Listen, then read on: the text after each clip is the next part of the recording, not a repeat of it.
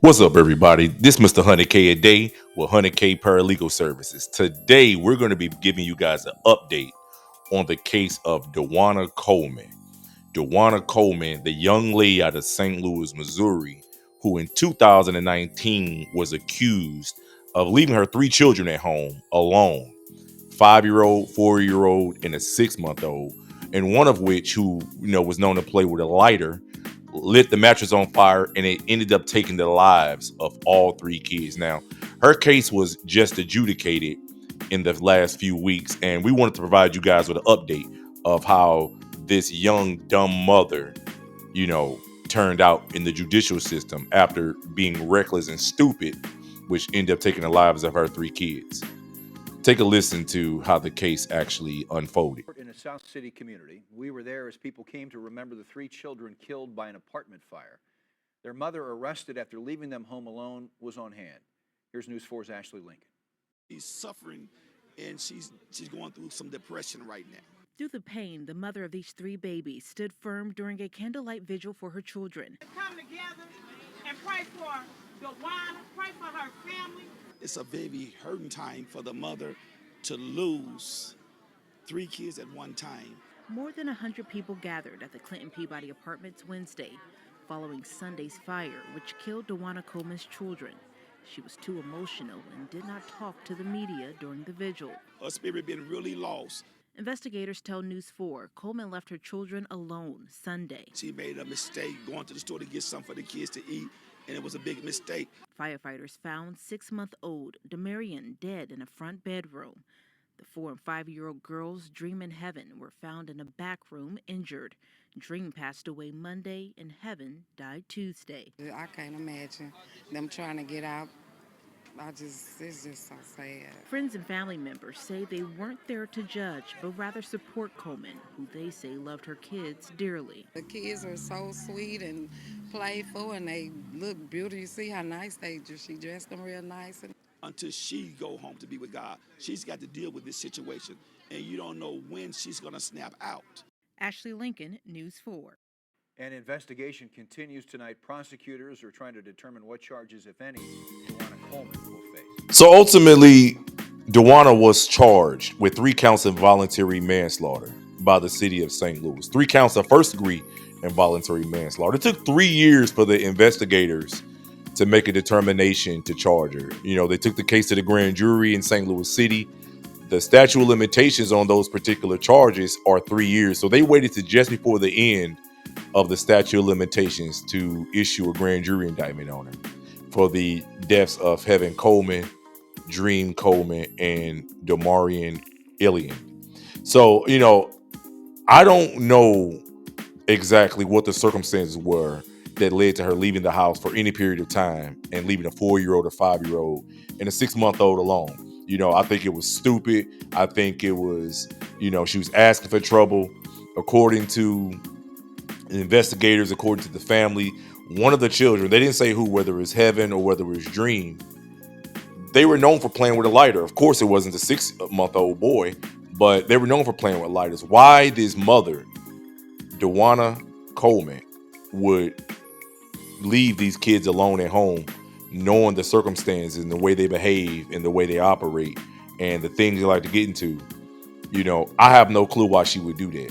But regardless, it still resulted in felony charges. It still resulted in 3 counts of involuntary manslaughter counts. And, the time she was out on bond, she had been on bond most of the time since these charges were issued.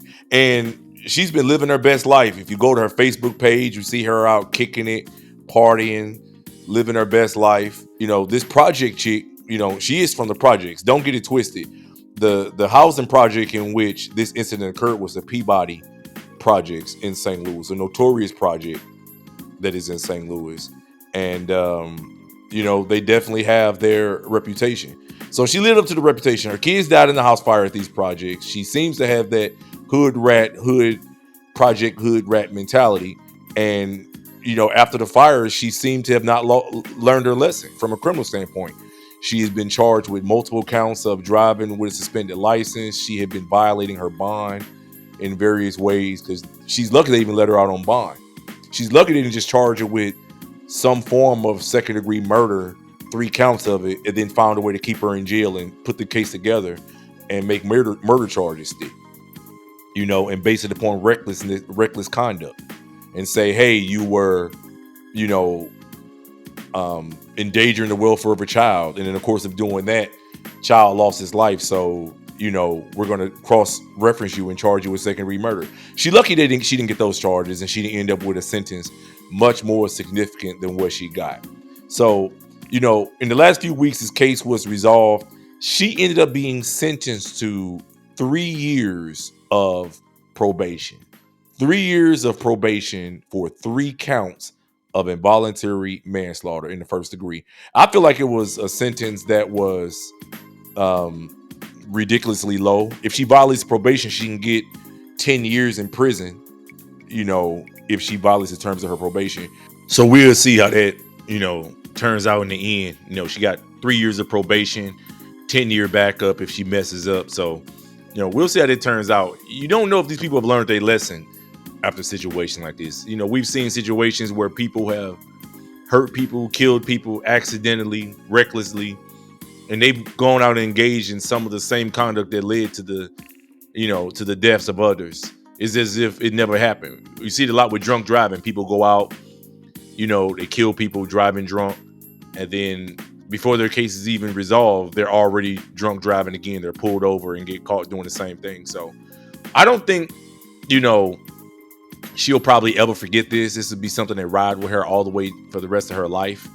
And hopefully she, if she does have kids at some point in the future, she'll be much more responsible and think about what she's doing before she does it. There was never a reason to leave 3 kids alone. This happens a lot throughout the metropolitan St. Louis area. It happens a lot throughout the United States. Fires happen. A lot of things happen where kids end up finding things, guns, and they end up getting hurt. So, this was definitely avoidable, but it's not avoidable when you have dumb parents who, maybe don't even want to be parents, but they engage in reckless conduct, which ultimately end up hurting themselves and the people around them. The news got a chance to talk to her sister before, the sentencing happened, before she was actually charged and indicted. This is what her sister had to say at that time. Everybody can say whatever they want to say, but until you in these shoes and you come from where we come from and been through what we've been through, you can't say nothing about another person's situation. So you don't know if accountability is part of the family tree. As you can see, Miss Coleman has a different last name than her sister has, McLeod. You don't know if she got married. You don't know if they got different fathers. Through all of this, there was no mention of any of the kids' fathers. Like I said earlier, the 2 girls had a different last name than the little boy had. So we don't know who's who in this situation. We don't know, where the fathers were, ultimately who was responsible for who and what. She was only 23 years old when this incident happened. Miss Coleman is now 29. Hopefully she's learned from this. Hopefully she'll grow from this. And hopefully she'll never put herself in this position again. Hopefully others can learn from this also. So 3 years of probation, slap on the wrist, completely ridiculous. She should be in prison for a very, very long time, regardless if it was intentional or not. That's just my take on it. Tell me what you guys think in the comments. In the end, 3 years probation, some people may say is a lot of time, probation with a 10-year backup.